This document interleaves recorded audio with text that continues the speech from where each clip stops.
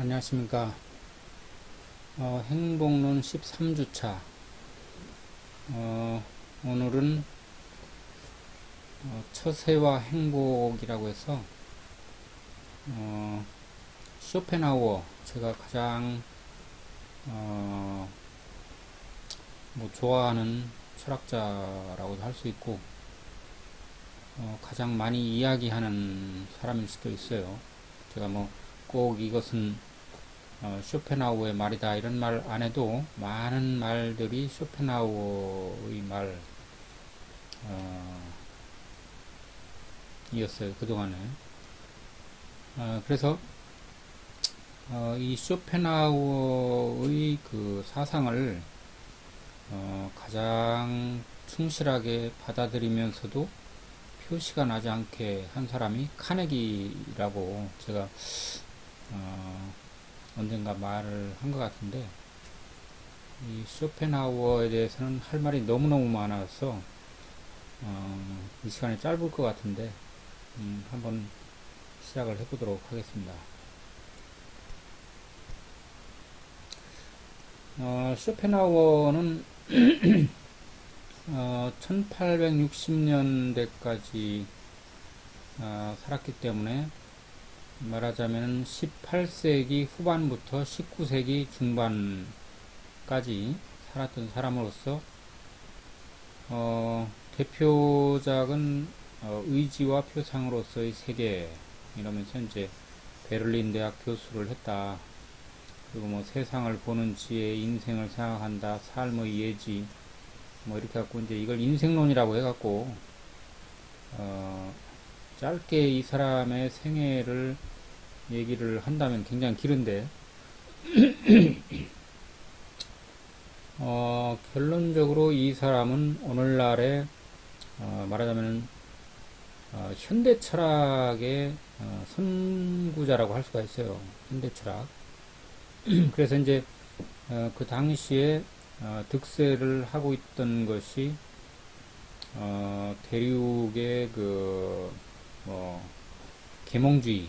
여러분들 감각이 잘 안 올 수도 있는데 계몽주의라고 그래가지고 데카르트, 로크 이런 사람들이 이제 전투를 한 근대 철학, 근대 이성 철학의 그 핵심을 이제 계몽이라고 그래요. 계몽. 그래서 인간의 그 내면을 밝힌다. 계몽이라는 것은 밝게 한다는 뜻이거든요. Aufklärung이라고 그래갖고 영어로는 enlightenment. 인간의 내면이 어두웠는데 그걸 밝힌다. 이런 의미가 있고요. 어두웠다는 것은 중세의 그 신이라는 그런 어떻게 보면 인간으로 봐서는 달갑지 않은 이물질이 이렇게 인간을 지배했던 그런 그래서 암흑의 시대라고 그러죠. 중세를 암흑의 시대다 그런 말을 하는데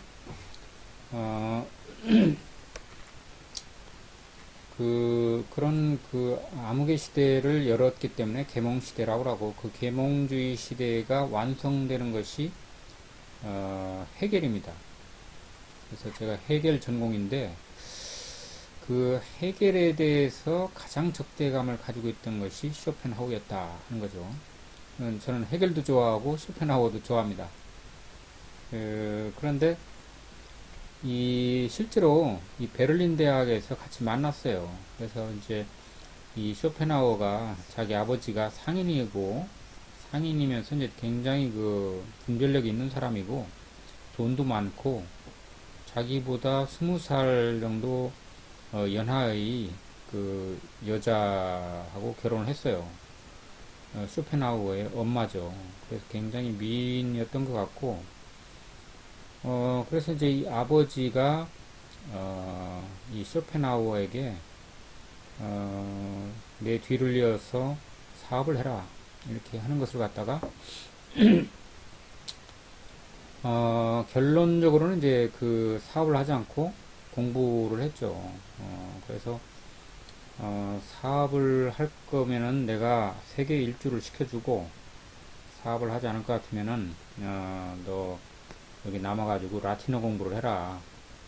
어떤 거 할래? 하고 이제 선택을 강요를 했어요.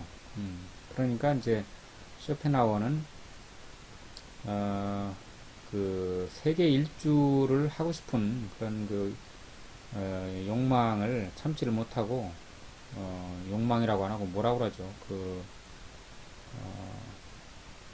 생각이 안 나네요. 그러니까 그 세계 일주 유혹이에요. 유혹. 세계 일주를 하고 싶은 유혹을 견뎌내지 못하고 결국 세계 일주를 하게 됩니다. 세계 일주라고 하는 것은 뭐 그 당시에는 유럽을 돌아보고 뭐 하는 것을 세계 일주라고 하는데 이탈리아를 간 게 가장 기억에 남고 그 다음에 이제 뭐 프랑스, 영국 그래서 특히 이 쇼펜하우어는 영국을 굉장히 좋아했어요. 그래서 영국 사람도 좋아하고 그리고 영국 영어도 좋아하고 영국 문화도 좋아하고 독일적인 것은 싫어했어요. 역설적이게도 순수 독일인이라고 할 수 있을런지 근데 오늘날에 폴란드 있는 데서 태어났고 거기서 이제 그 당시에 그 프러시아라는 독일 이전에 그 영역이었는데 어떻든 그 나중에 이제 그 프랑크푸르트라는 데서 이제 말년을 굉장히 오래 살았는데 한 30년, 32년간을 살았는데 그 이유가 프랑크푸르트에 영국 사람들이 많이 산다 뭐 그런 이유였다고 그래요. 뭐 그리고 이제 추측컨대 그 당시에 가장 유명했던 괴테 그 괴테를 이제 쇼펜하우어는 존경을 했죠. 뭐 나이로 보더라도 이제 자기보다 훨씬 선배고 또 쇼펜하우어의 엄마가 사교계에서 굉장히 중요한 역할을 하면서 괴테와 친했어요. 그래서 이제 나중에 자기 아들 쇼펜하우어가 괴테와 친하게 지내는 것을 별로 그렇게 달갑지 않게 생각을 했고 그리고 이제 이 자기 아버지가 죽고 난 다음에 쇼펜하우어는 자기 엄마를 그렇게 달가워하지 않았어요. 왜냐하면은 자기 아버지가 죽고 나서 바람을 피운 거라고는 할 수는 없지만은 이제 외간 남자들하고 놀아나고 그 다음에 이제 나중에는 자기보다 한 그 쇼펜하우어하고 비슷한 나이의 남자하고 같이 살고 뭐 이렇게 했기 때문에 눈엣 가시처럼 어머니와 그렇게 같이 살지를 못하고 항상 다른 집에서 살면서 이렇게 의견의 대립이 있었다고 그래요. 그래서 이 엄마가 죽을 때는 그 재산을 물려주지 않았습니다. 그러나 이제 아버지가 죽을 때 쇼펜하우어에게 한 3분의 1 정도 되는 재산을 물려줬기 때문에 그것으로서 이제 충분히 일생을 살고도 남았다. 그리고 이제 쇼펜하우어는 굉장히 이 투자 같은 걸 잘해가지고 먹고 사는데 지장이 없었다. 그리고 그 힘으로 자기는 학문만 할 수 있었다. 그런 것을 굉장히 자랑스럽게 생각했다. 뭐 이런 얘기를 해요. 그리고 이제 결혼을 하지 않고 혼자 이렇게 살았는데 그래서 이제 자기 엄마를 통해서 이제 여자를 굉장히 뭐 증오했달까요? 뭐 그런 면이 있고 그래서 그런지 결혼을 하지 않았습니다. 결혼을 하지 않고 이제 혼자 살면서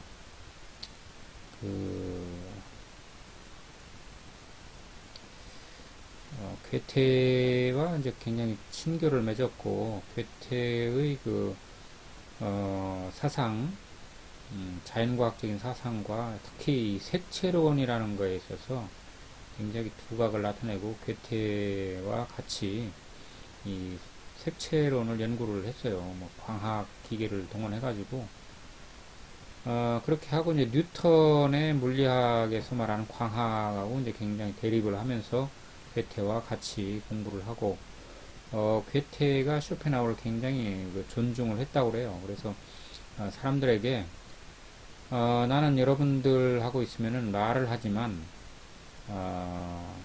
쇼펜하우어하고 있으면은 철학을 한다. 철학을 말한다가 아니라 철학을 한다. 그런 말을 했다고 그래요. 어떻든 이 쇼펜하우어는 굉장히 그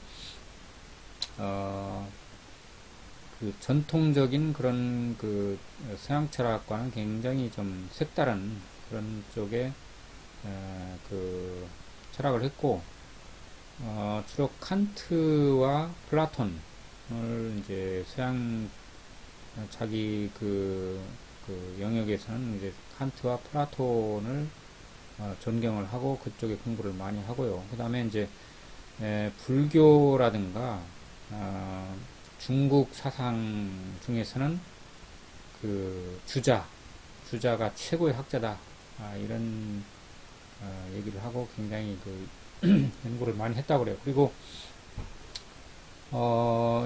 영어 그 칸트 철학을 영어로 번역하려고 굉장히 그 자신이 유일하게 세계에서 칸트 철학을 영어로 옮길 수 있는 사람은 나밖에 없다, 이렇게 했는데 일이 잘 안 됐어요. 그 당시에는 뭐 번역만 한다고 되는 게 아니고 지금도 마찬가지지만 출판사에서 오케이를 해야 되고 도와줘야 돼요.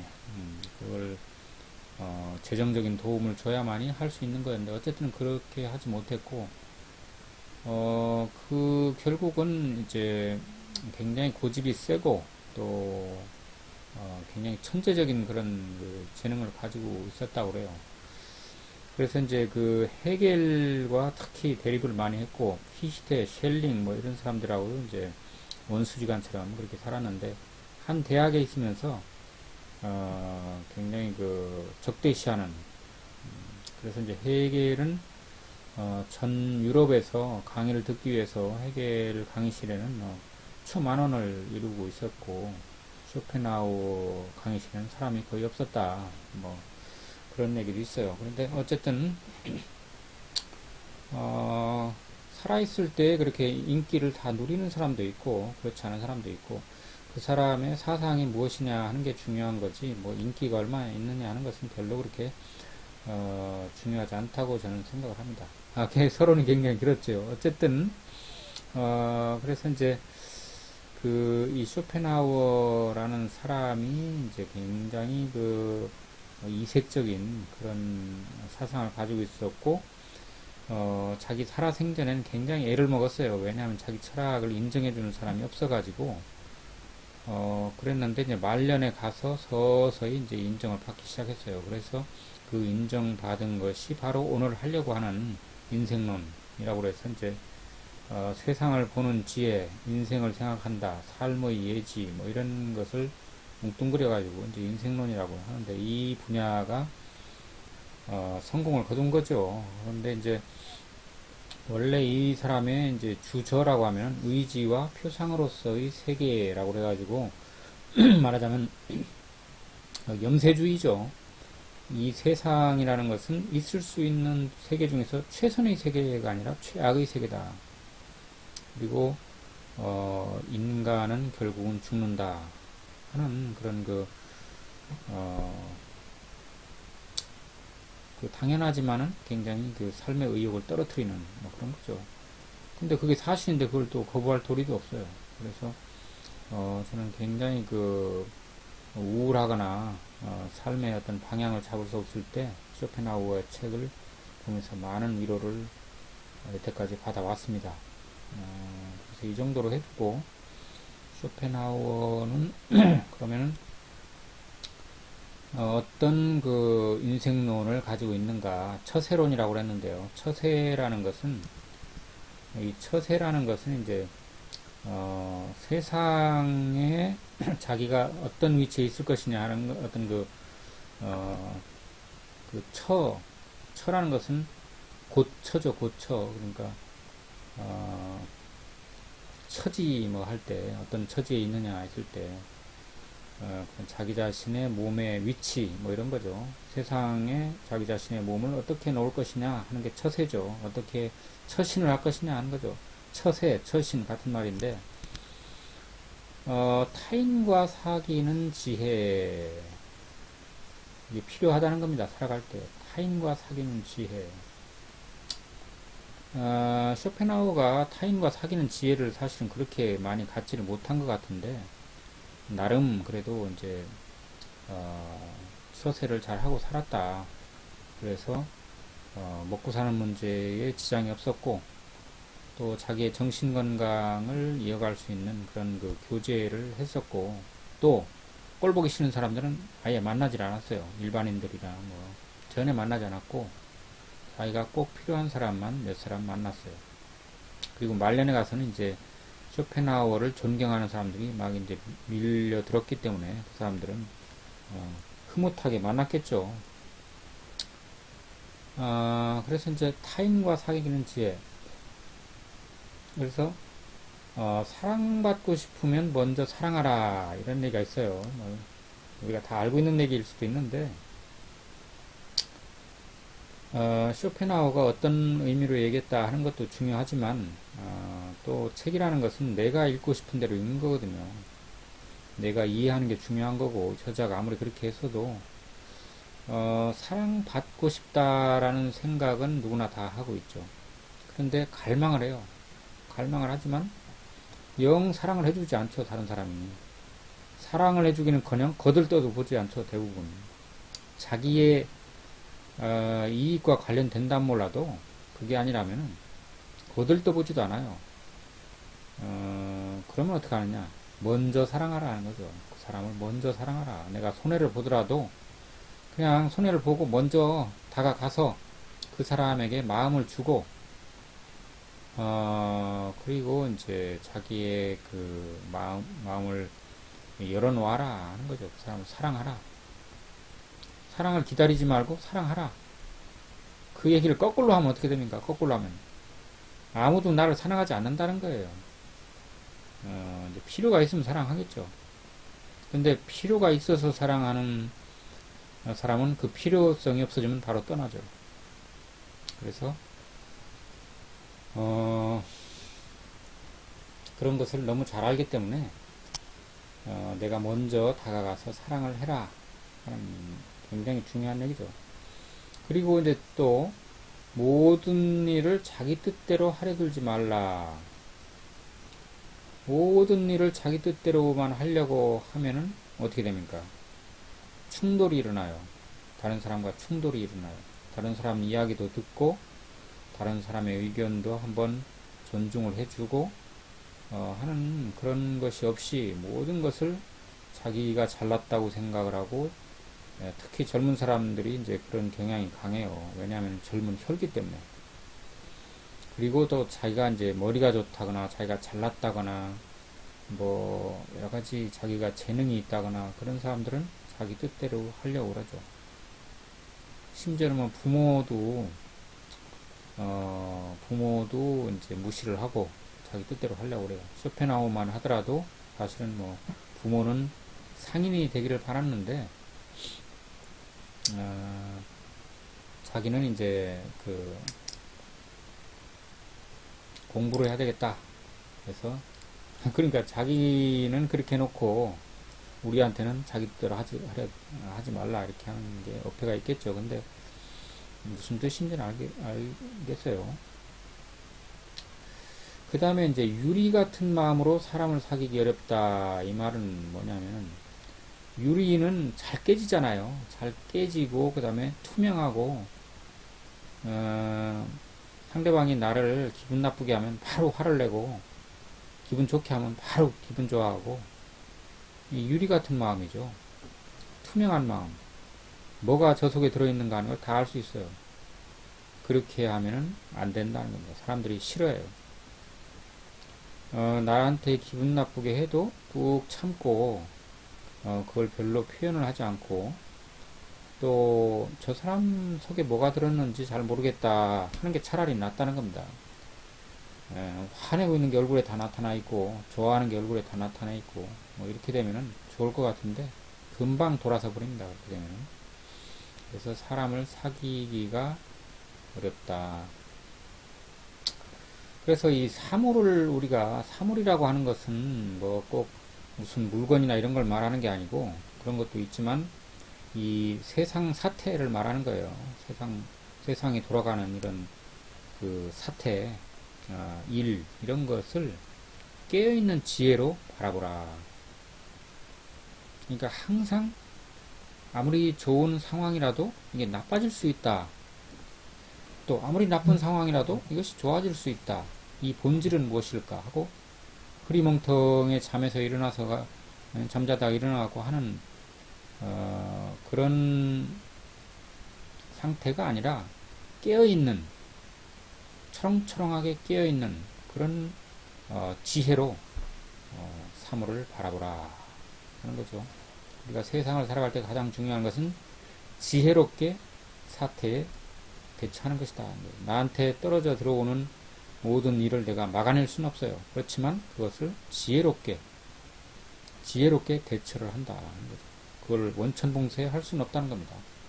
기왕 사태가 터진 거, 코로나 사태가 터지고 여러분들 이미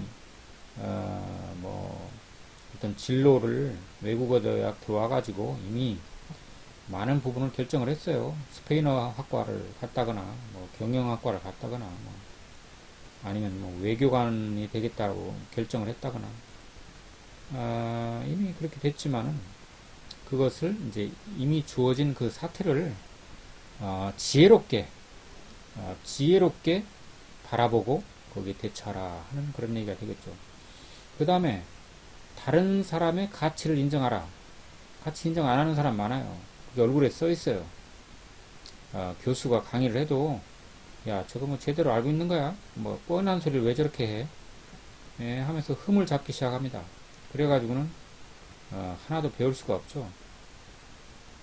아무리 자기보다 못하다고 보이는 사람이라도 그 사람의 가치가 있을 것이다 라고 이렇게 가정을 하고 그 사람을 만나거나 그 사람의 강의를 듣거나 그 사람을 대해야만이 내가 무엇인가를 거기서 얻는다 하는 겁니다. 겸허한 태도로 다른 사람의 가치를 인정해야 된다는 겁니다. 나만 잘났다. 저 사람 별거 아니야. 어떤 사람 그런 사람 많아요. 특히 자기가 이제 머리가 좋다고 생각하는 사람.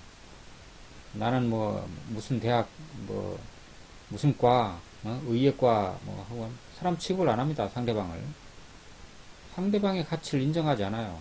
그러면 그 사람 마음속에 그런 오만한 마음이 들어있는 게 얼굴에 다 나타나는데 상대방이 그걸 제대로 받아들이겠어요?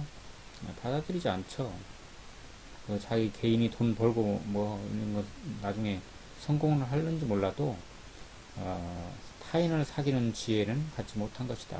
다른 사람의 가치를 인정하라. 인정하기 싫어도 그 사람한테 뭔가 얻으려면은 지식을 배우거나 뭔가 나한테 득이 되는 걸 하려면 그 사람을 나도 인정을 해줘야 된다는 겁니다. 마음으로부터 인정하지 않고 그냥 인정하는 듯한 그런 태도만 취해가지고는 안 된다는 거죠. 왜? 상대방이 이미 알고 있어요. 내 마음을. 그죠? 그래서 그 사람 얼굴에 다 쓰여 있다는 거예요. 그 다음에 상대방의 결점을 올바르게 파악하라. 그렇다고 해서 상대방을 무조건 좋다고 생각하고 하라는 건 아니에요. 상대방도 단점을 가지고 있죠. 결점을 가지고 있어요. 그거는 그거대로 또 사람이기 때문에 가지고 있는 결점이 있어요. 그걸 너무 이렇게 인정을 안 하는 것도 문제지만은 사람이 가지고 있는 결점을 또 무조건 좋게 생각할 필요는 없고 또 그럴 수도 없죠. 그래서 상대방을 올바로 알아라 하는 얘기도 되겠죠. 상대방이 가지고 있는 장점과 상대방이 가지고 있는 결점 이런 거를 다 알아야만이 우리는 올바르게 대처를 하고 손해를 보지 않고 또 상대방도 나에 대해서 응당 가져야 될 그런 태도를 취하게 된다. 그 다음에요, 자신에 대한 이야기를 삼가라. 이게 이런 얘기 들으면서 저도 가슴이 뜨끔해요. 자기 얘기를 막 풀어놓는 사람이 있죠. 만나면은. 자기 자랑, 쉽게 말해서 자기 자랑을 막 풀어놓고 자기 얘기를 하고 자기가 책에서 읽은 걸 얘기하고 자기가 행복론 시간에 들은 거를 막 썰을 풀어요. 나는 좋죠. 나는 좋은데 상대방은 그것을 별로 그렇게 탐탁치 않게 여길 수도 있다는 거예요. 상대방이 그걸 잘 들어주고, 아, 그래? 하고 이제 뭐, 더 자세히 얘기해봐. 하고 이렇게 한다면은, 거기에 따라서 어느 정도는 뭐 호응을 해줄 수 있겠죠. 그러나 그런 경우는 거의 없다. 설령 그런 말을 한다 하더라도 사람에 따라서 그냥 예의로 그렇게 해주는 경우는 있어도 정말 궁금해가지고 그렇게 하는 경우는 많지 않다 하는 것을 우리는 인정을 하고, 내가 중심이 되는 게 아니라 상대방이 중심이 돼야 되겠죠. 남을 따분하게 하지 마라. 이거 뭐 여러분들 남을 따분하게 하는 그런 사람 많죠. 뭐 저도 마찬가지이고 뭐 다 마찬가지인데, 내 얘기를 막 풀어놓고 하는 것도 남을 따분하게 할 수 있고, 항상 똑같은 얘기, 저 사람은 입만 열었다 하면 그런 얘기, 그건 남을 따분하게 하는 거죠. 뭔가 좀 이렇게 화제도 바꾸고, 그리고 사람에 대한 태도도 좀 바뀌고, 여러 가지 그 자기의 새로운 면모를 좀 보여주지 않고 항상 똑같은 얘기, 똑같은 태도, 똑같은 얼굴, 그건 굉장히 따분하다 하는 거죠.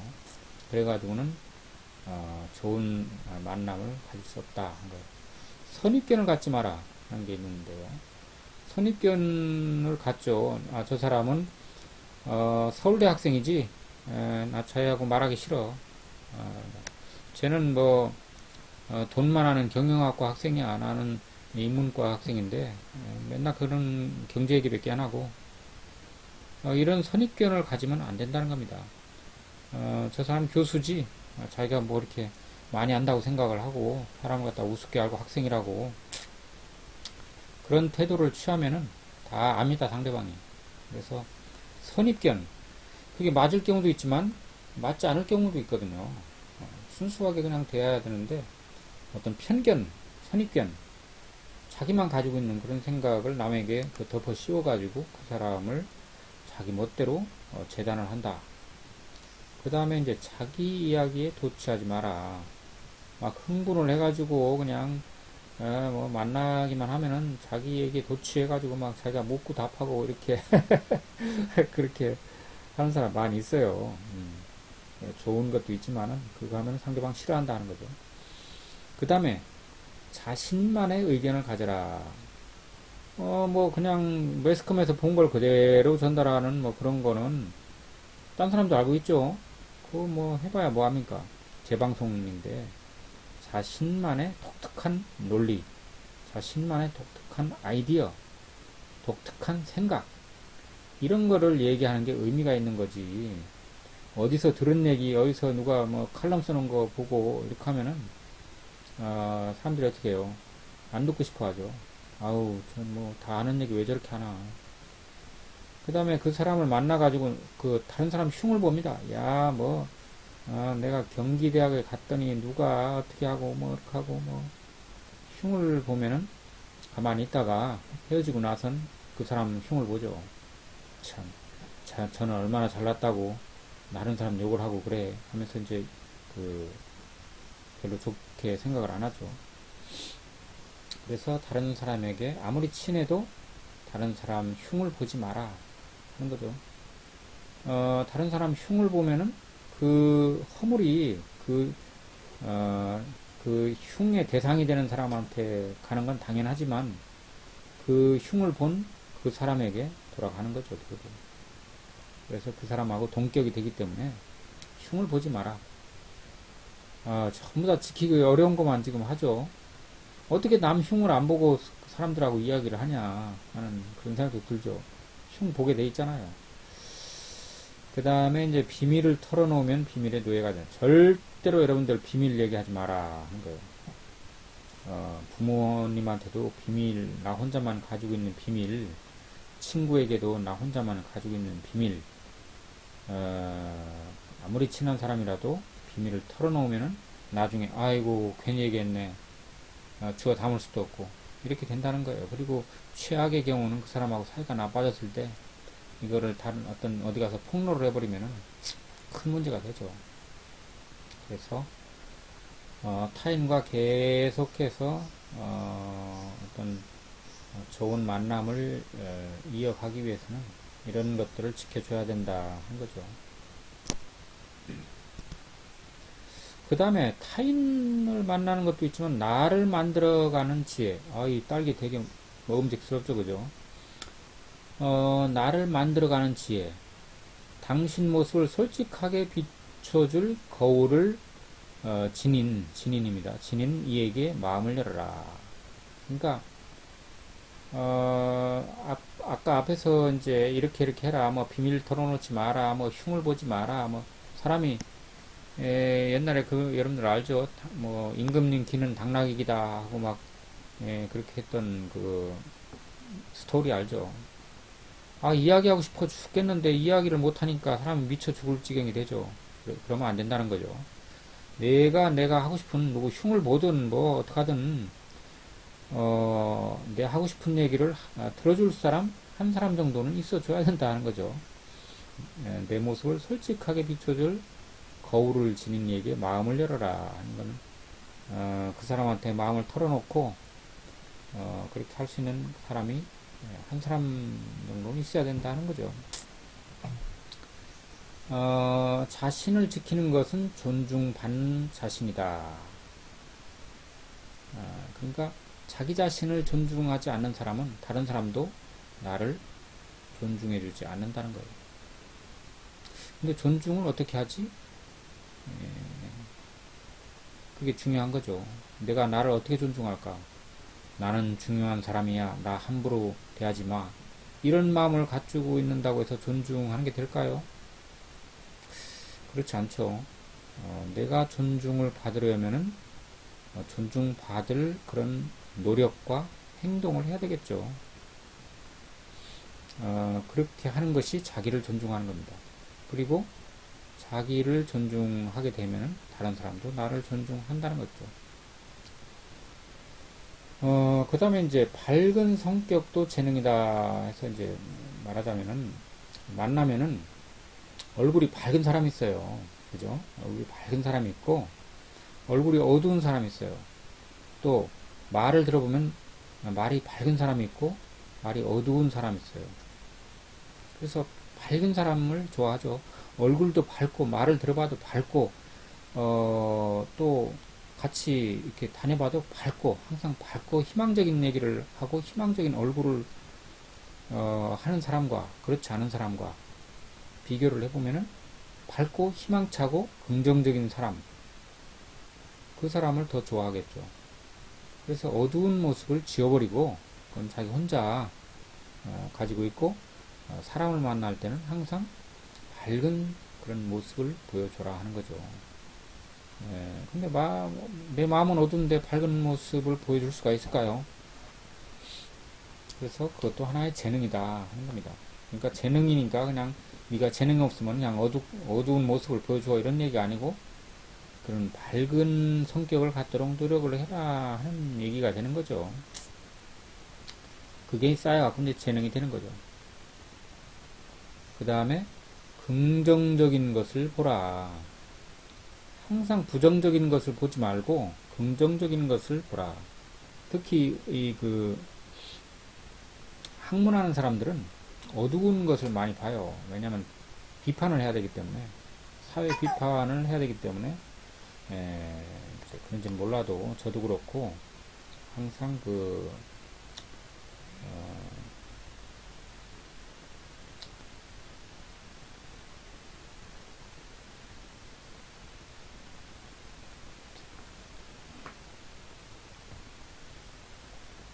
부정적인 그런 말을 많이 하는데 긍정적인 것을 보면 긍정적인 것을 말하게 되겠죠. 희망적이고 긍정적인 거 이게 참 어려워요. 사실은 현실은 그렇지 않은데 항상 긍정적인 건 봐라. 참 어려운 거죠. 그 다음에 너 자신을 먼저 알아라. 소크라테스가 그랬죠. Know thyself. Know thyself. 너 자신을 알라. Know yourself가 아닙니다. Know thyself. 고어죠, 그게. 고어.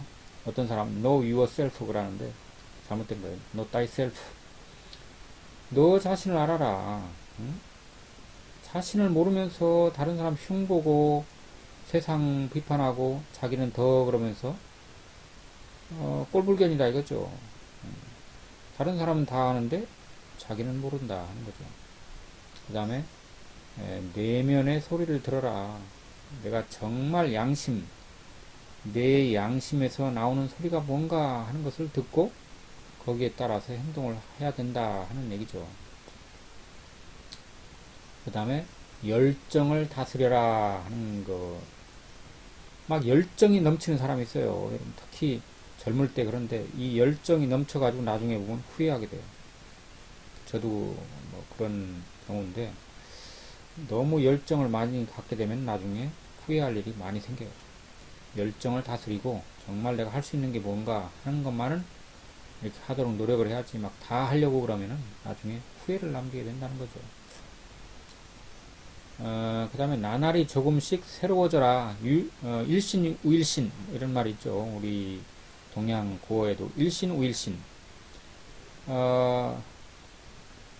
새로워지고 또 새로워져라. 뭐 그런데 그렇게까지 매일 새로워질 게 뭐가 있어요. 조금씩 눈에 안 보이게 뭔가 어제 했던 것보다 좀 다른 거를 해봐라. 좀 새로워져라. 자기 자신이 좀 이렇게 구닥다리처럼 이러지 말고 좀 다른 사람하고 다른, 또 어제의 나와는 다른 그런 사람이 되려고 노력을 해봐라 하는 뜻이죠. 그 다음에 스스로 인격을 높이기 위해 노력하라. 자기의 인격, person이라고 그러죠. person, 인격. 사람은 인격을 가졌기 때문에 도덕적인 행위를 한다고 그러죠. 그래서 자기 인격을 좀 품위를 높이려고 노력을 해라. 그냥 되는 건 아니죠. 어떻게 하면 내 인격을 좀 고상하게 할 수 있을까? 그렇게 하려면 제가 볼 때는 자기 생각을 좀 어른스럽게, 생각을 좀 이성적으로 가지고 경거망동 하지 말고 어떤 성인처럼, 어린애처럼 이렇게 자기밖에 모르고 어떤 그 어린이가 가지고 있는 장점도 있지만 세상을 덜 사는 그런 어린이는 이렇게 자기중심적이죠. 그래서 그런 것을 좀 벗어나서 어른스럽게 그렇게 행동하는 것이 이제 인격을 높이는 게 되겠죠. 타인을 존중하고 예의를 지키고. 예의가 너무 없어졌어요. 요즘 뭐 학생들 보면은 또 선생들도 마찬가지겠죠. 어떤 그 형식을 너무 이제 우습게 생각을 해가지고, 이거 지금 뭐 자기 집에서 하고 있는 건지 밖에 나와서 하고 있는 건지 무슨 그 잠옷 차림으로 나온 것 같은, 속옷만 입고 나온 것 같은 그런 사람들 많거든요. 야, 또 이제 꼰대 하나 나왔네. 그렇게 하는 사람도 있겠지만 구별은 해야 되잖아요. 그러면 뭐 다 그냥 여름에는 시원하게 그냥 다니지 뭐하러 옷을 입고 다녀요. 그러면은 자기 집에서 하는 것과 나와서 하는 것을 구별을 해야 되고, 자기 목욕탕에서 신는 신발을 갖다가 밖에 나와서 신고 다니고 하는 사람들이 많거든요. 저게 잠옷인지 외출복인지, 저게 어른을 대하는 태도인지 자기 밑에 사람한테 명령하는 건지, 이런 게 너무 구별이 없다. 그런 생각이 드니까 저도 이제 많이 늙었나 봐요. 어떻든 인격을 높이기 위해서 노력하라. 그 다음에 모든 일에 으뜸이 되려 하지 말라. 그죠? 모든 일에 으뜸이 될 수가 없어요. 될 수가 없는데도 불구하고 자기는 모든 일에 으뜸이 되려 하다가 결국은 아무 것에도 으뜸이 되지 못할 수가 있죠. 팔방미인이라는 말이 있어요. 팔방미인은 어떻게 돼요? 팔방미인은 굶어 죽기 십상이라고 그래요. 제대로 할 수 있는 게 없어요. 그러니까 팔방미인이 되려고 하지 마라. 뭔 생각이 났는데 갑자기. 그래서 그 팔방미인은 뭐 될 수도 없고, 사람이 그 다음에 때를 놓치지 마라 하는 게 있어요. 어떤 모든 세상 일에는 때가 있는데 그 때를 놓치지 말고 해야 되는데 때를 놓쳐가지고 허사가 되는 일들이 많죠. 자기 인생의 낭패를 보는 일이 많아요. 출석을 갖다가 제때 이렇게 해야 되는데 그걸 뭐 넉놓고 있다가 나중에 가서 아이고 저 장학금 받아야 되는데요. 뭐 어쩌고 저쩌고 이렇게 하는 사람 있죠. 그때 과제도 그때 하고 모든 일을 그때 뭐 처리할 일이나 뭐 숙제할 일이나 뭐 하나 다 제때에 군대 갈 때 군대 가고 뭐 취직해야 될 때 취직하고 그런 그 때를 놓치지 않는 것이 가장 살아가는데 중요하다 하는 얘기죠. 그 다음에 친절하고 다정한 태도를 가져라. 친절하지 않은 사람이 너무 많아요. 특히 이 공공의 일을 하는 무슨 공무원이나 회사의 직원이나 이런 사람들이 다른 사람에게 이렇게 친절하게 대하지 않는 사람이 너무 많아요. 그리고 다정한 태도를 가져라. 무뚝뚝하고 그냥 기계적이고 무슨 그러지 말고 항상 누구에게나 친절하고 그다음에 다정한 태도를 가져야 된다 하는 거죠. 왜 그래야 될까요? 자기 건강에 좋아요. 일단은 그리고 다른 사람한테도 그게 좋고 자신의 가장 큰 단점을 깨달아라. 다 알고 있어요. 자기의 단점이 무엇인가를 다 알고 있다고 봐요. 때로는 모르는 사람도 있어요. 굉장히 무신경한 거고 대부분 자기 단점이 뭐다 하는 것을 알고 있죠. 그러나 이제 그게 잘 고쳐지지 않죠. 그래서 자기의 큰 단점을 깨달아라. 깨닫기만 하면 뭐합니까? 그거를 고치려고 노력을 해야 되겠죠. 깨달으면 고치게 된다는 뜻이죠, 이게. 그 다음에 신중하지 못한 마음은 개봉된 편지와 같다. 그래서 신중하게 모든 일을 처신하고 신중하게 사람을 대하고 이렇게 해야 된다. 이 편지라는 것은 그 봉을 해가지고 봉을 했다는 것은 이 뚜껑을 닫았다는 거죠. 그래야 되는데 열려 있어요. 열려 있으면 누구나 꺼내서 볼 수가 있는 거죠.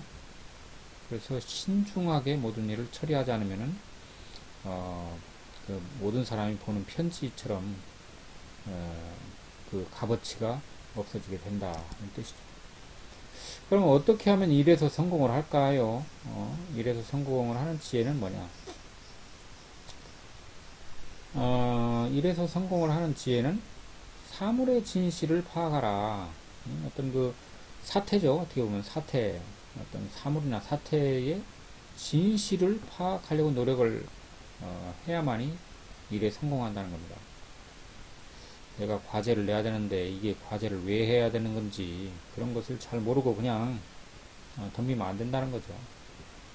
내가 왜 이걸 이수를 하고 그 다음에 이제 입사 시험을 왜 봐야 되는 건지 보려면 어떻게 해야 되는 건지 남들 다 하는 대로 해야 되는 건지 아니면 나는 뭔가 거기에 플러스 알파를 해야 되는 건지 이런 진실을 파악해야 된다는 겁니다. 사물의 진실을 파악하라. 신속 정확한 정보가 생명이다. 이건 뭐 하나만 한 소리죠. 정보라는 것은 남들보다 빨라야 의미가 있는 거죠. 근데 정보라는 게 다 사이트에 가가지고 찾아내는 그런 것도 물론 정보고 또 인맥을 통해서 획득할 수 있는 그런 정보도 중요한 거죠. 그래서 예나 지금이나 이 신속 정확한 정보가 있으면 두 나라가 싸움을 할 때도 이길 수가 있죠. 그러니까 삼국지 보면은 뭐 지금부터 수천 년 전의 얘기지만은 결국 정보전이에요. 정보전. 상대방의 정보를 몰래 빼다가 그 허를 치는 거죠. 그래서 정보가 우리는 매일매일 어떻게 보면은 다른 사람과 경쟁하면서 싸우면서 살고 있다. 그 싸움에서 승리를 하려면은 정보가 있어야 된다 하는 거죠. 정보도 없이 싸우면은 눈 감고 싸우는 거하고 똑같죠. 정확한 정보를 가지고 싸워야만이 그래도 어느 정도 승산이 있지 않을까 하는 건데, 뭐 너무 각박하긴 해요. 뭐 살아가는 게 싸움이라고 하니까 뭐 참 너무 각박하긴 한데, 그 현실이라면 또 어쩔 수가 없는 거죠. 그 다음에 분별력을 중시하라. 이게 해야 될 게 있고 하지 말아야 될 게 있고, 여기까지 해야 될 게 있고 여기까지 하면 안 될 게 있고, 분별력이 있어야 된다는 거죠. 그거 어떻게 합니까? 그게 이제 말하자면 지금까지 한 모든 것이죠. 정보를 가지고 진실을 파악하고 뭐 이렇게 봤을 때 분별력을 갖게 된다는 거죠. 그리고 결단은 빠르게 해라. 미적미적 하면서 뭐 결단을 영 안 하는 사람도 있어요. 최후의 순간까지 그렇게 안 하고, 그래갖고 이제 늦어가지고 나중에 가서 낭패를 보죠. 그래서 결단을 할 때면은 빠르게 하라. 결단을 하기까지는 시간이 걸릴지 모르지만 일단 할 테면 결단을 빠르게 내리고, 거기에 따라서 그 후속 조치를 취해야만이 우린 일에서 성공할 수 있다. 그 다음에 시작과 끝을 함께 생각하라. 시작할 때는 끝날 것도 생각을 해야 된다는 겁니다. 시작만 하고 그래서 이제 낭패를 보게 되는 경우가 많죠. 끝이라는 것은 시작보다 훨씬 어려울 수 있어요. 그래서 그런 것을 거의 생각하지 않는데 시작과 끝을 동시에 생각해라. 즉 신중하게 내가 시작을 잘한 건지 그런 것을 점검을 하고, 끝낼 때를 생각하고, 뭐 그런 게 있죠. 있을 때는 없을 때를 생각하고 에너지를 아끼세요. 뭐 이런 게 있죠. 있을 때는 없을 때를 생각하고, 없을 때는 또 있을 때를 생각하고, 상대적인 거죠. 시작이 있으면 끝이 있고, 끝이 있으면 또 새로운 시작이 있고, 그런 그 변증법적이고 굉장히 아이러니한 이런 현실에 우리는 대처하지 않으면 안 된다는 겁니다. 하기 싫어도 어쩔 수가 없어요. 해야 돼요. 우리가 살아있는 한. 그러려면은 이렇게 시작과 끝을 동시에 생각하라. 재능이 많을수록 뽐내지 마라. 어떤 사람은 재능이 많으면 막 뽐내요. 그런데 자기 재능을 숨겨야 됩니다. 현명한 사람이라면 자기 재능을 숨겨야 돼요. 여러분들 명심하셔야 돼요. 그래서 저는 재능도 없지만 막 재능을 뽐냈어요. 그러니까 어떻게 됩니까? 자기 재능을 막 뽐내면은 사람들이, 야, 저 사람 잘났네, 대단한 사람이네. 그렇게 할까요? 절대로 그렇게 안 해요. 겉으로는 그렇게 하는지 혹시 몰라도 겉으로도 이제 불쾌한 그런 그 얼굴을 하고, 속으로는 어떻게 됩니까? 칼을 갈아요. 두고 보자. 네가 정말 잘났는지 두고 보자. 그런 사람들의 심리가 보편적이기 때문에 재능은 뽐내지 말고 어수룩하니 있는 것이 상책이다 하는 겁니다. 어수룩하니 자기 재능을 드러내지 마라. 이 모든 지금 말하는 쇼펜하우어 이 모든 말하는 게 결국은 뭐냐면 염세적인 겁니다. 인간은 악하다는 거예요. 인간이 선하다면은 재능을 뽐내면 어때요? 저 사람 잘난가 보다. 뭐 그런가 보지. 뭐 나는 못났어. 그래. 뭐 어떨 거야. 이렇게 하겠지만 그렇지 않다는 거예요. 재능을 뽐내면은 그 사람을 싫어하고 미워하고 나중에 보복을 받게 된다는 거예요. 이런 걸 잘 모르고 그냥 어때? 내가 잘났으니까 잘났다고 하는데 이렇게 하면은 나중에 후회를 한다는 거죠. 그 다음에 중대한 결심을 할 때는 신중하라. 당연한 거죠. 지금 결혼을 해야 되는데, 아이고, 너무 좋아. 만나기만 하면 우리는 그냥 너무 좋아. 뭐 해가고, 꼬린 해버리면. 나중에, 이것도 이랬네? 저것도 저랬네? 괜히 했네? 신중하게 하라. 중대한 결심을 할 때는 신중하라. 내가 회사를 선택하는데 외교관이 돼야 되겠어. 근데 외교관이 됐어요. 어렵게 해가지고, 뭐 행복론도 뭐 잘 하고 해갖고 하여간 학점을 잘 받아서 외교관이 됐는데, 되고 보니까 도대체 이게 이놈의 직업이라는 게 사람 할 짓이 못 돼. 생각 못했던 일이 자꾸 터지고 안정도 안 되고 맨날 뭐 여기서 저기로 계속 외국으로 다녀야 되고 이혼을 해야 될 지경이 되고 뭐 도저히 이건 안 돼. 이렇게 하면 안 되죠. 중대한 결심을 할 때는 신중하게 이게 어떤 건지 정확하게 파악을 최대한 해보고 거꾸로도 생각을 해보고 이렇게 하고서 결정을 하라. 자기 자랑은 그만. 아까 얘기했죠. 자기 자랑은 그만. 자신의 일에 매진하라. 자기 일만 열심히 하면 되지 자기 자랑을 뭐 하려고 하냐는 거죠. 손해만 보는데 자기 자랑 해봤자. 그 다음에 자기 의견만 고집하지 마라. 일을 할 때 다른 사람은 이렇게 생각 아니 괘씸한 놈 응? 이렇게 생각을 해야 되는데 왜 저렇게 생각해? 나를 지금 연맥이려고 하는 거 아니야? 이렇게 생각하면 안 된다는 거죠. 자기 의견만 고집하는 사람이 있어요. 꼭 자기가 상관이라고 그래서 상사라고 그래서 아니면 자기가 선배라고 그래서 막 후배들 데려다가 못 살게 무슨 벌주도 주고 막 빠따로 치고 막 하는 그런 게 많죠. 뭐 아랫게 뭐 보니까 여중생이 중학교 2학년 1학년짜리가 2학년이라고 속여가지고 기분 나쁘게 바라본다고 하고 데려다가 막 발로 차고 때리고 막 그렇게 하는 게 이제 뉴스에 나왔어요. 중학교 2학년 같으면 어떤 범죄를 저질러도 그 처벌 대상이 안 되잖아요. 청소년들. 그래가지고 자기만 잘났다고 자기 의견만 고집하고 너 왜 나를 똑바로 쳐다봐 하면서 부르니까 바라본 건데 그냥. 그래서 이런 것들이 참 심각한 문제라는 거죠. 그런 사람들이 이제 커가지고 어떤 사람이 될까 이런 걸 생각을 해보면은 한 번 실수를 할 수 있는 거죠. 사람이 실수를 하면은 그걸 또 되풀이하는 사람이 있어요. 그 많은 사람이 그렇게 해요. 사실은 저도 그렇고 또 똑같은 그런 실수를 또 하고 또 하고 한 번 실수를 하면은 그 원인을 정확하게 알아내가지고 다시는 똑같은 실수를 범하지 않으면 인생에 성공할 수 있어요. 근데 그거를 못하고 있는 거죠. 아유, 너무 속이 상해가지고 그냥 지내버려요. 아니, 몰라, 나도.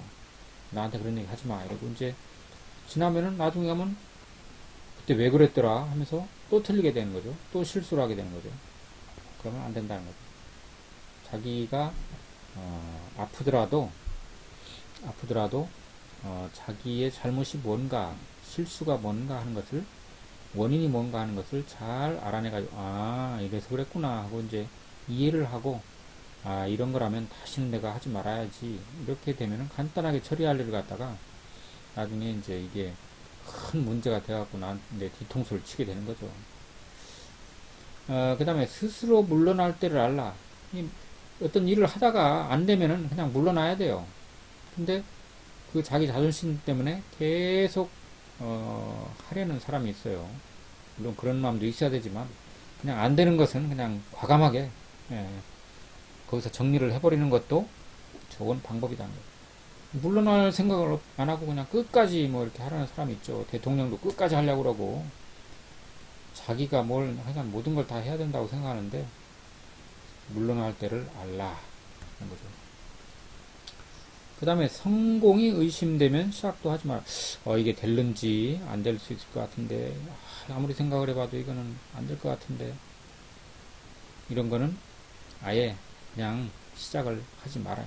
잘 될 것 같은데 하는 걸 해도 잘 안 되는데 참 의심스러워. 내가 성공할 수 있을지 하늘에다 명을 걸어야지. 이런 거는 되도록이면 하지 말라 하는 거죠. 그 다음에 사람들을 친근하게 대하라. 일을 할 때에 친근하게 대하라. 무뚝뚝하고 사무적으로 대하고 이렇게 하면은 일이 하기 싫어지죠. 상대방이. 그 다음에 부도덕과 불행의 가시를 품고 있는 질투를 조심하라. 가장 중요한 게 질투입니다. 가장 피해야 될 게. 사람이 질투를 하게 되면 굉장히 무서운 겁니다. 특히 남자들 사이에서도 질투가 있어요.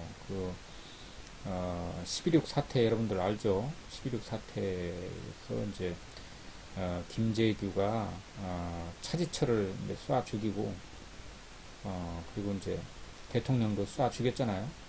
그게 다 질투 때문에 그런 거예요. 서로 간에. 말하자면 대통령이 경쟁을 시켰어요. 이 사람한테 이제 이렇게 저 사람이 이제 신경 쓰일 만한 일을 다 해주고 서로 경쟁을 붙여가지고 그래갖고 나중에는 이 질투 때문에 자기가 죽게 됐다 한 거죠. 자기 자신의 질투, 내가 누구를 질투하는 것을 조심해라. 다른 사람이 나를 질투하는 것도 물론 조심해야 되겠지만 내가 다른 사람을 질투하는 것은 굉장히 괴롭다는 겁니다. 왜 질투를 하지 말느냐. 내가 스스로 너무 괴롭다. 거죠. 질투를 한다는 것은. 질투를 하는 순간 사태를 똑바로 보지 못하고 과잉으로 대하게 되고 결국은 그 자기의 마음이 썩어들어간다 한 거죠. 그 다음에 이제 살아가려면 우정이 필요한데 우정은 어떻게 기르어야 되겠느냐 하는 거죠. 친구란 기쁨을 늘려주고 불행을 함께 나누는 존재다. 친구가 뭐냐? 여러 가지가 있겠지만, 기쁠 때는 그 기쁨을 더 배가시켜주고, 슬플 때는 그 슬픔을 마주, 같이 이렇게 나누는 그런 게 친구다 하는 겁니다.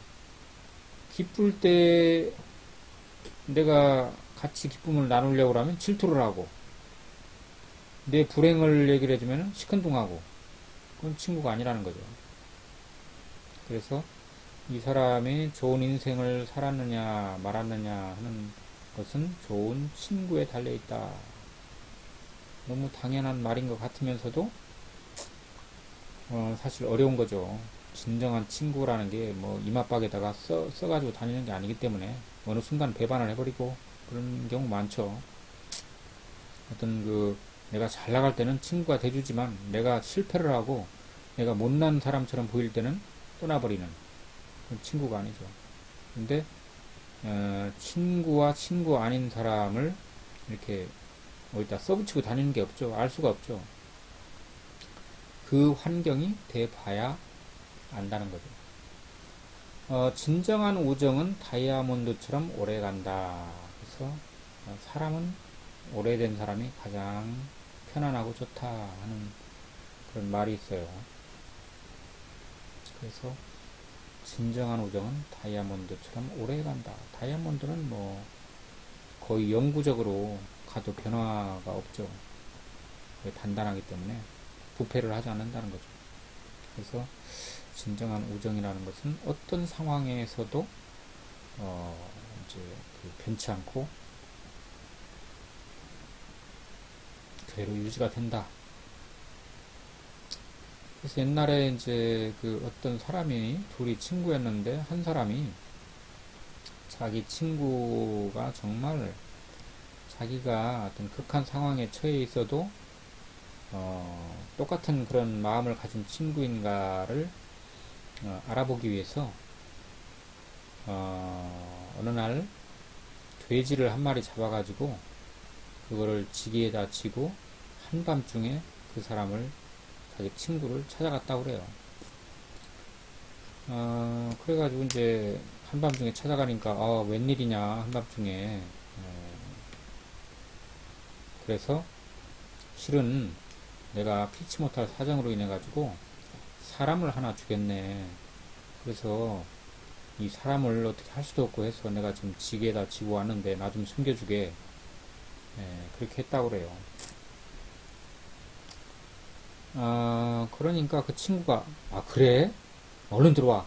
이렇게 해가지고 이제 죽인 사람을 갖다가 이렇게 이제 감춰주려고 했다고 그래요. 그래갖고 이제 그 지게에 있는 그 사람을 시체죠, 시체를 갖다가 이렇게 이제 열어보니까 사람이 아니고 돼지였다.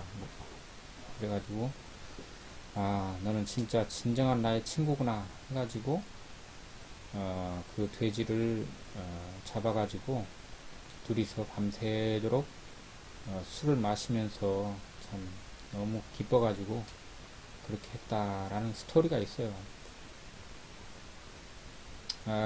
그래가지고 제가 그 얘기를 갖다가 어떤 독일 친구한테 얘기를 해줬더니 정색을 하고 그런 경우 어떻게 하겠냐 그랬더니 그거는 법적인 문제라서 말하기 힘들다. 뭐 그런 얘기를 해요. 그래서 신고를 해야 되지 않을까. 나중에 잘못하면 나도 공범으로 몰려가지고 그렇게 생각하는 사람 많죠. 근데 진정한 친구라면은 숨겨준다는 거죠. 이게 이제 다음 시간에 모르겠네요. 그 공자의 그 논어에 보면 그런 게 나와요. 그 어떤 사람은 그 자기 아버지가 어, 부정을 저지르니까 그것을 관가에 고발을 했다, 고변을 했다. 그런데 우리나라 사람은 그런 경우에는 아버지를 위해서 자식이 숨겨주고 자식을 위해서 아버지가 숨겨주고 이런 것이 예의다. 그런 얘기가 나오거든요. 그래서 어쨌든 우정이라는 것은 그 기쁨과 불행을 함께 나누는 존재다. 좋은 인생은 좋은 친구에 달려있다. 진정한 우정은 다이아몬드처럼 오래간다. 그리고 이제 절도 있는 사람과 사귀어라 하는 거예요. 이 쇼펜하우어 얘기는 절도 있는 사람. 제가 고등학교 때 어떤 선생님이 이 자기 반에 이제 급훈이라는 게 있어요. 그 학급의 교훈, 급훈이라는 게 있죠.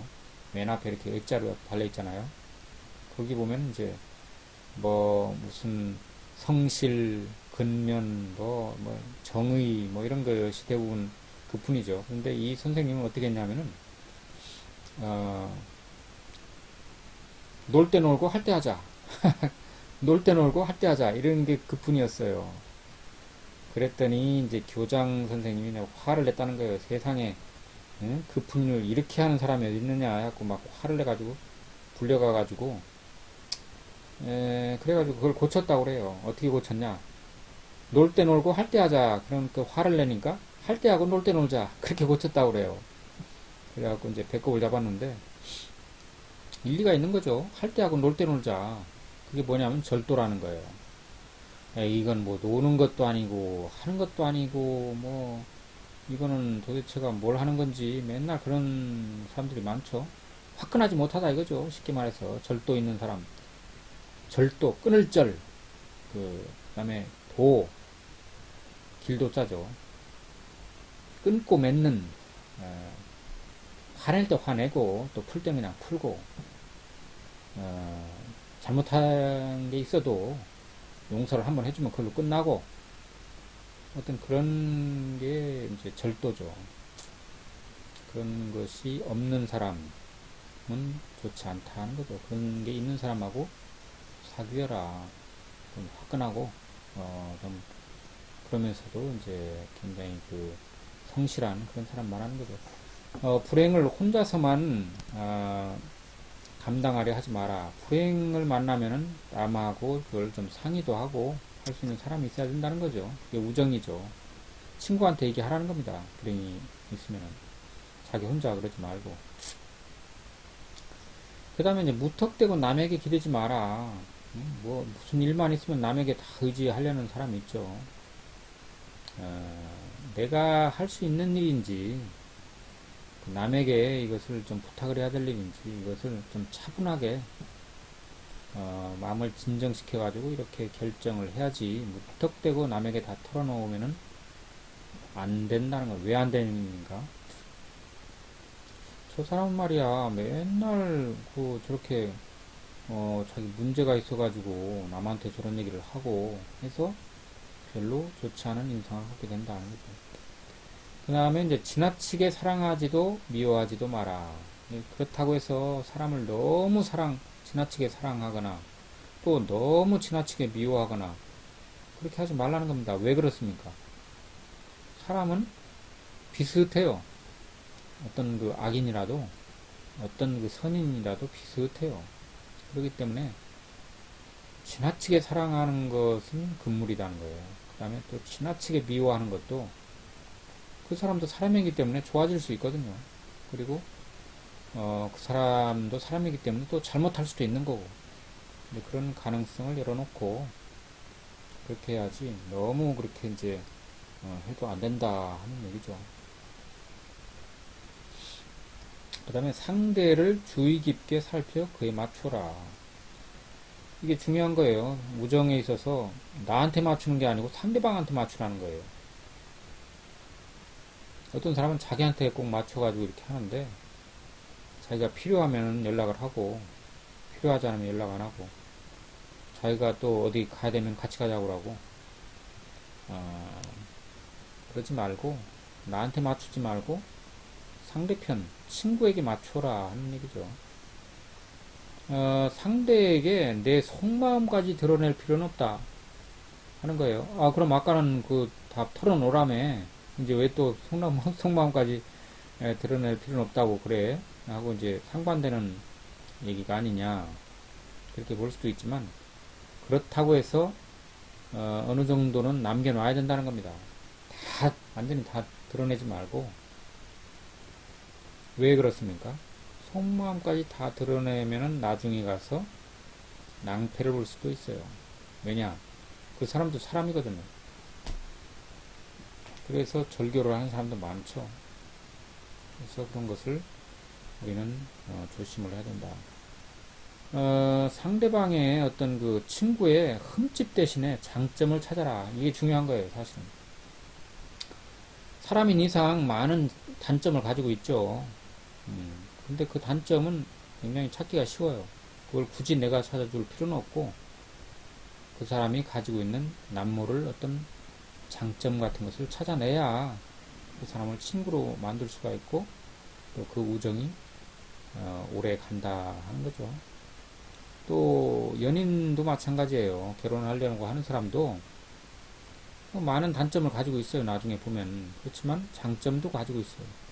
그래서 장점을 발견하려고 노력을 해야만이 내 마음도 안정이 되고 그 상대방과 오래까지 같이 갈 수가 있다. 상대의 어리석음을 감쌀 줄 알아라. 사람은 어리석기 마련이죠. 어리석어요, 사람은. 정도의 차이죠.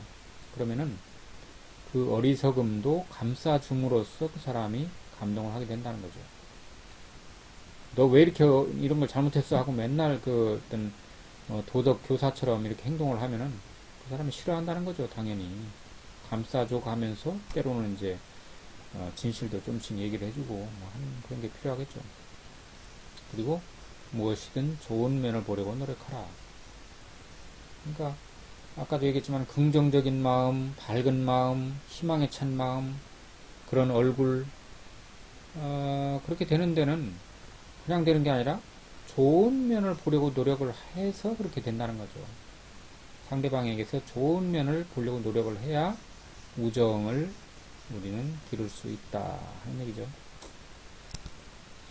그 다음에 경쟁자를 이기는 지혜. 이게 처세하는 거죠, 사실. 여러 가지가 다 처세지만, 지금까지 한 게 다 처세지만, 경쟁자를 이기는 지혜.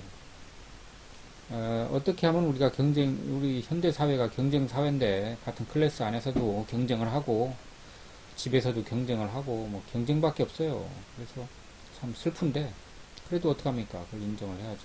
그래서 경쟁에서 어떻게 하면 이길 수 있을까? 비열한 수법을 써서 상대를 공격하지 마라. 비열한 수법을 써도 상대를 이기기 어려운데, 비열한 수법을 써서 상대를 이기지 말라니. 비열한 수법을 쓰면 나중에 탄로가 나죠. 그러면 그 이상의 어떤 타격을 입기 때문에 정정당당하게 상대방을 대해야만 된다 하는 거죠. 그래야 자기 자신에게도 떳떳하고 상대방에게도 적이 적으로서의 어떤 의미가 있는 거죠. 그 다음에 적을 충분히 이용하라. 적을 잘 알면 이용을 할 수가 있겠죠. 적이 가지고 있는 단점을 이용을 해서 힘 안 들이고도 꺾을 수 있는 그런 게 있다면 적을 이용하라. 이게 이제 그 삼국지에서 싸우는 거 보면 손자병법 같은 거 이제 적을 충분히 이용을 하는 거죠. 적이 가지고 있는 어떤 한계점, 문제점 이런 것을 잘 이용을 하면은 싸우지 않고도 이길 수 있다. 그리고 되도록이면 싸움을 피하라. 어디 보면 그런 게 있어요. 싸움을 보고 그 싸움에 끼어 들어가지고 약자를 돕거나 강자를 돕거나 하는 것도 중요하지만 싸움을 피하는 것이 가장 용기 있는 사람이다. 그런 말이 있어요. 싸움은 피해라. 상대방과의 싸움도 피하고 다른 사람들 싸우는 것도 피하고 싸움을 피해라 하는 거죠. 그 다음에 아까 얘기했듯이 질투, 적의 어떤 그 적의를 뭐 얼굴에다 이렇게 그 나타내는 사람이 있죠. 적의 살인자를 보면 막 적의를 나타내고 저놈 나쁜 놈 하면서 그런 적의를 이겨내라. 질투를 안 가질 순 없어요. 왜냐하면 사람이기 때문에. 근데 질투를 이겨내라. 내가 이건 이렇게 하면 안 돼. 내가 못난 사람이야. 하면서 그거를 극복을 하라 하는 거죠. 질투, 적의. 꼭 나쁜 사람에게만 적의를 가지는 건 아니에요. 그런데 상대방이 나보다 우월하다고 생각하면 적의를 갖습니다. 사람은. 쇼펜하우어의 대전제, 인간은 악하다. 그런 거죠. 인간 악하기 때문에 정의롭지 않아요. 착하고 나보다 잘났고 똑똑하고 미남이고 아니면 미녀고 그러면은 적의를 가질 수가 있어요. 상대방이. 아무 이유 없이. 그러나 그 적의를 이겨내라 하는 거죠. 또 고집을 부리느라 일을 그르치지 마라. 고집 피우지 말라는 거죠. 내가 잘못했으면 인정을 하고 능력이 이거밖에 안 되면 솔직하게 인정을 하고 그런데 그거 자기 자존심 때문에 고집을 피워가지고 일을 더 망쳐놓는 수가 있죠. 그러면은 경쟁자한테 지게 된다는 거죠. 그 다음에 보잘것없는 적이 되지 마라 하는 얘기는 뭡니까? 적이 되려면은 상대방이 나를 적으로 인식을 하면은 그 적다운 적이 되라 하는 거죠. 상대방이 부담을 느낄 만큼 훌륭한 적이 되라 하는 거죠. 아이고 저거 뭐 아무것도 아니야. 세 발의 피도 아니지. 내가 쓱 그냥 바람만 불어도 넘어질게 저러고 있네 하고 그런 적이 되면 안 된다는 거예요. 태평양을 건너서 태풍이 불어와도 끄떡도 하지 않는 그런 강건한 그런 적이 될 테면은 그런 적이 되라 하는 거죠. 그게 아니라면 적이 되지 말고 그냥 가서 아부나 하고 이렇게 잘 지내라는 거죠. 신중하게 겨루라. 상대방하고 싸우는 게 피치 못할 일이라면 싸우되 신중하게 하라. 상대방을 내가 이기기 위해서는 흥선대원군은 이놈들 두고 보자 하면서 이제 그 상대방의 가랭이 밑을 빠져나갔다는 거예요. 양반이 남의 가랭이 밑을 빠져나간다는 것은 있을 수가 없는 거죠. 무릎을 꿇고 땅바닥에다가 침을 뱉고 빨아먹어라. 뭐 그렇게 하라는 것을 했다는 거죠. 왜? 지금은 내가 약해갖고 이렇게 한다만 두고 보자. 내가 힘을 길러서 너를 반드시 꺾어야 말겠다. 그래서 이제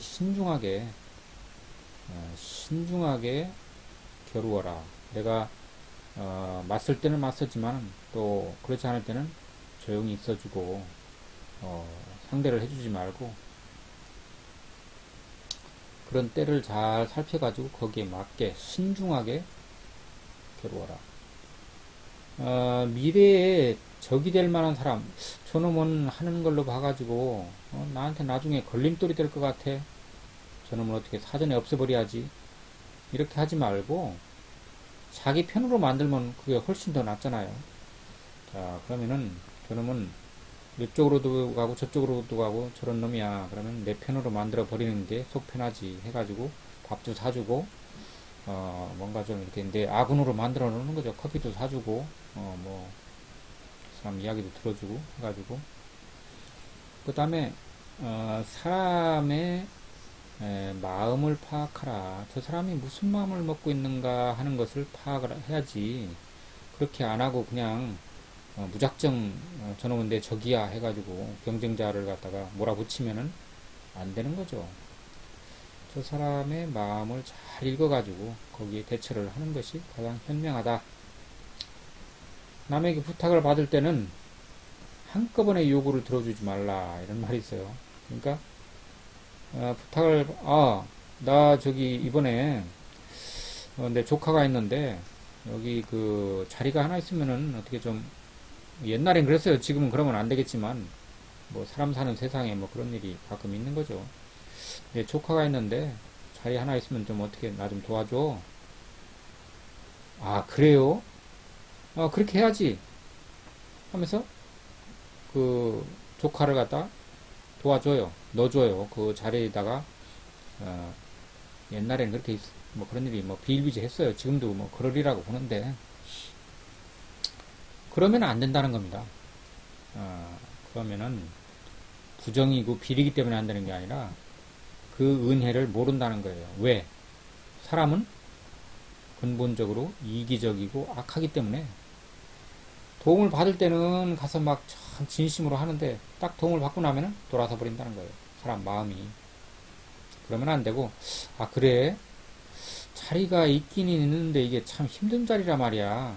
그래서 내가 노력은 한번 해볼게. 그래 두는 거예요. 그러면은, 그 다음에 또 찾아와요. 내 조카가 있는데, 어떻게 한번 도와줬으면, 글쎄 내가 해본 데까지는 해보지. 요 정도까지는 해줄 테니까 하면서, 한꺼번에 들어주지 말고 조금씩 이렇게 해줘야 된다. 저 사람을 내가 어떤 이유로 이렇게 이제 호의를 베풀어야겠는데, 그러면은 그 호의를 한꺼번에 베풀지 말라는 거예요. 조금씩 잊을만한 하면 한 번씩 호의를 베푸면은 그거를 상대방은 잊지 못한다 하는 거예요. 그래서 꼭 그런지는 모르겠습니다만 인간이 약하기 때문에 그렇죠. 기술의 핵심은 자신만 알고 있어라. 이게 제 선배가 한 사람이 독일의 그 프랑크푸르트에 선경이라는 그 그룹이 있어요. 선경에서 이제 근무를 하는데, 옛날에 선경에서 근무를 하는데, 말하자면은 이제 컴퓨터 테크닉을 혼자만 알고 있어요. 그 회사에서. 다른 사람은 몰라요, 그것까지는. 그런데 이 사람이 이제 별로 일도 잘 안 해요. 하루에 1시간 하거나 말거나. 근데 회사에서는 이 사람이 꼭 필요해. 그런데 이 사람은 뭐냐면은, 우리 선배는, 그 기술을 안 가르쳐줘요, 다른 사람한테. 자기만 해. 조금씩 이렇게 자기가 꼭 필요하다 하면 나가서 해주고, 그래갖고 계속 일도 안 하면서 버티고 있는 거죠. 그래서 기술의 핵심은 혼자만 알고 있어라 한 거죠. 이게 비법이에요, 이것도. 어떤 사람은 막 사람 좋다고 해서 다 알려줘 버리면 그 다음에 잘리죠. 그래서 이게 정말 좋은 소린가 하는 모르지만은 하여간 뭐 이런 참고를 해보세요. 그리고 이제 지나치게 성공에 집착하지 마라. 사람이 실패를 할 수도 있는 거고 성공을 못 할 수도 있는 거죠. 그게 다는 아닙니다. 살아가는데. 사람이 살아가는데 무슨 성공과 출세와 돈이 다는 아니에요. 그거보다 훨씬 더 중요한 게 있어요. 그게 뭘까? 그런 걸 한번 찾아보는 거죠.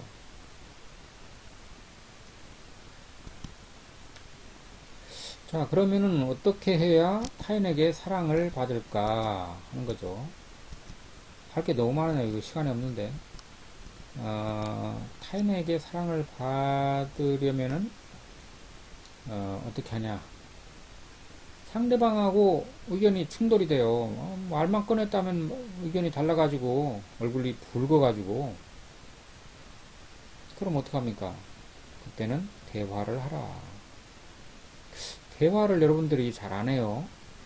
그냥 거칠의 얘기만 이렇게 하고 대화를 잘 안 하려고 그래요. 근데 대화를 해보면은 의외로 그 사람이 그렇게 나쁜 사람이 아니었다. 그 사람이 의외로 괜찮은 사람이다 하는 걸 알게 되는 경우가 많아요. 그래서 의견이 충돌될 때는 싸우지 말고 대화를 해봐라. 야, 우리 그러지 말고 저기 가서 커피나 한잔 하면서 풀어가 보지 뭐. 이렇게 해가지고 이제 유도를 해서 대화를 해봐라 하는 거예요. 근데 대화를 해봐도 영 인간 아니다 하면 뭐 어쩔 수 없죠. 끊어버리는 거죠. 그 다음에 예의는 호의를 얻는 마법약이다. 예의를 갖다 잘 갖추면은 그 이상의 어떤 효과를 볼 수 있다 하는 얘기예요. 왜 그렇습니까? 사람은 악하다.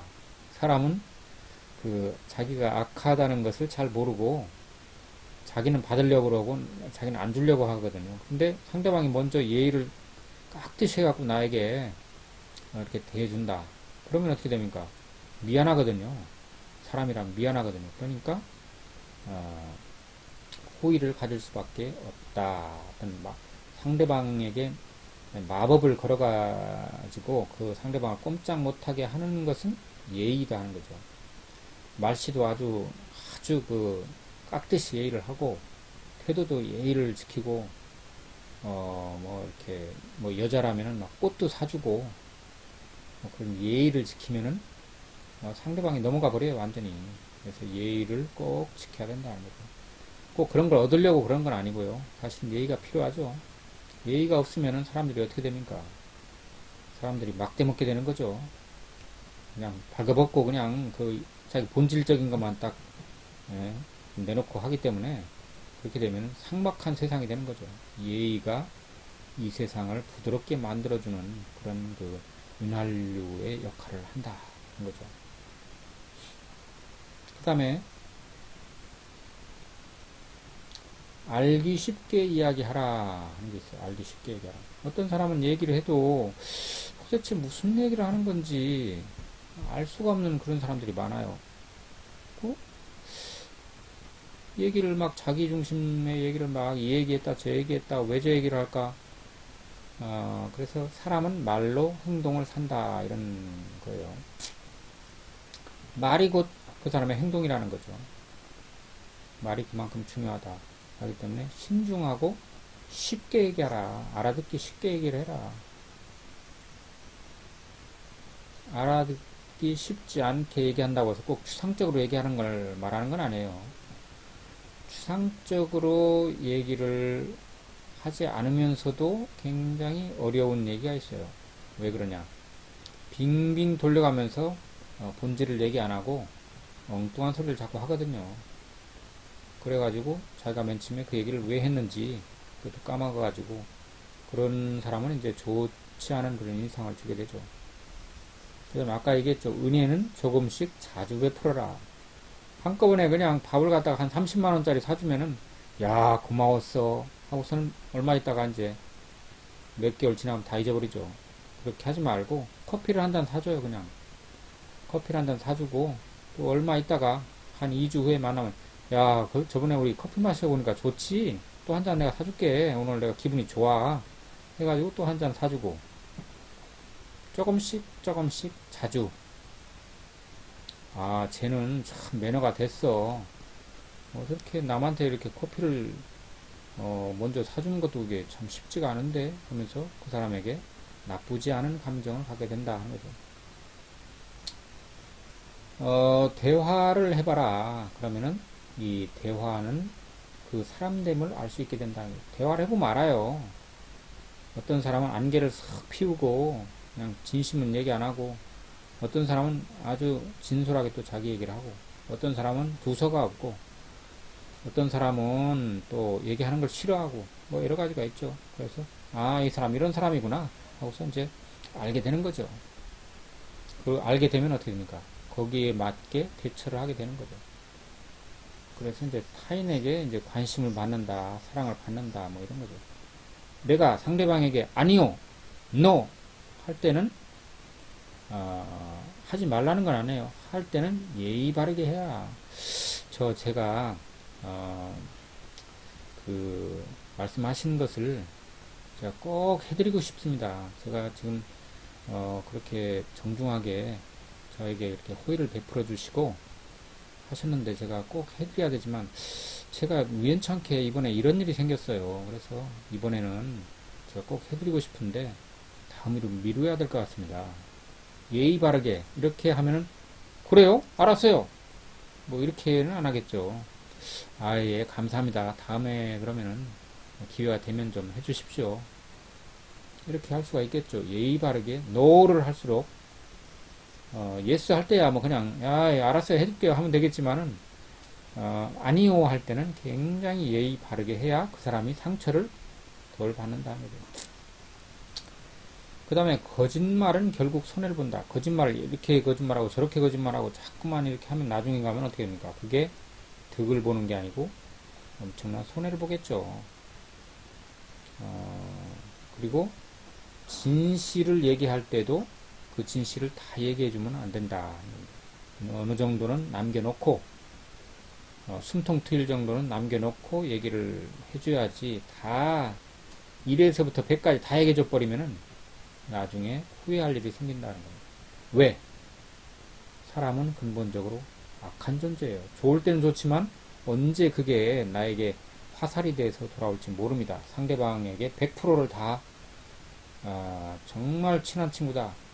살인까지도 같이 해줄 수 있는, 같이 방어해줄 수 있는 그런 친구다 하면 몰라도 그게 아니라면은 100%를 다 말하지 말라. 그 다음에 인기 있는 사람을 적대시하지 마라. 이게 참 예를 들어서 그런 예를 들어야 될지 모르겠네요. 근데 대통령 아무개 참 나쁜 사람이야 뭐 이렇고 저렇고 해서 뭐 계속 그러면은 다른 사람이 안 좋아하죠. 그런 말은 하지 말고 그냥 속으로 혼자 생각하는 거죠. 인기 있는 사람에 대해서 적대시하는 그런 감정을 드러내게 되면 상대방들이 좋아하는 사람도 있겠지만 좋아하지 않은 사람이 더 많을 확률이 크죠. 그렇기 때문에 인기 있는 사람을 적대하지 마라. 예를 들어서 그 누가 있습니까? 그런 사람이 이순신 장군이 말이야 사실은 나쁜 사람이야 하고 뭐 이렇게 막 말도 안 되는 소리를 갖다 뭐 이렇게 늘어놓으면서 그렇게 하면 그 자기 생각이 그렇더라도 다른 사람이 싫어하죠. 그러면 이제 타인에게 사랑을 못 받게 되는 겁니다.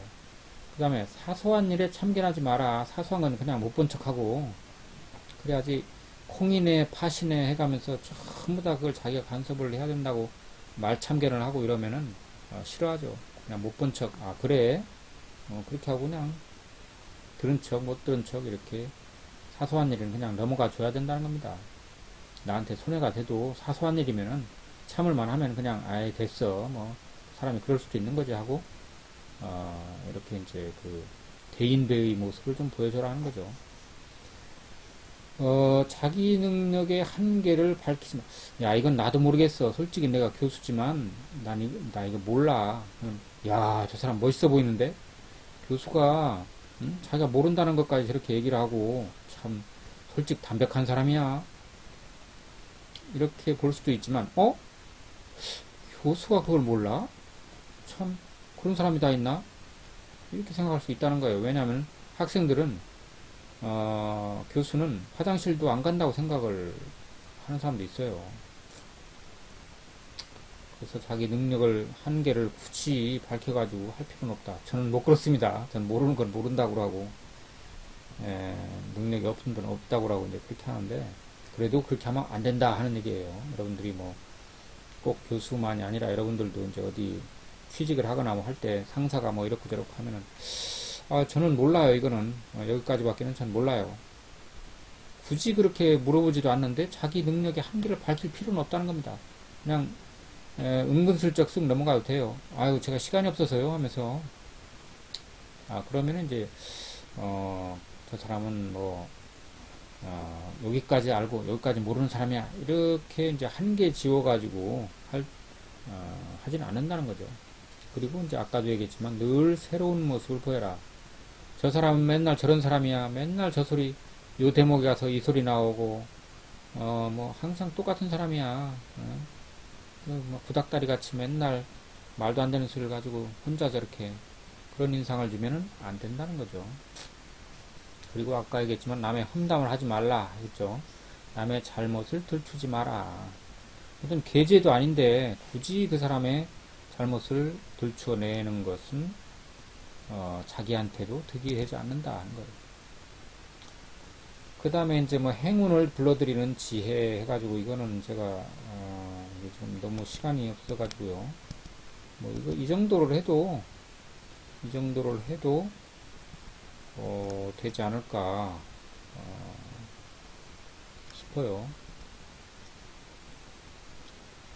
아니면 다음 시간에 이걸 한번 더 하고 그 다음 거를 해야 되나. 이건 뭐 너무 길게 하면 또 여러분들이 지루하기 때문에 여기까지 하고 그 다음에는 어떻게 할지를 뭐 이 정도를 해도 쇼펜하우어의 처세론이 어떤 것이다 하는 것을 충분히 알 수가 있지 않을까 뭐 그렇게 생각을 합니다. 오늘 여기까지 수업하겠습니다. 감사합니다.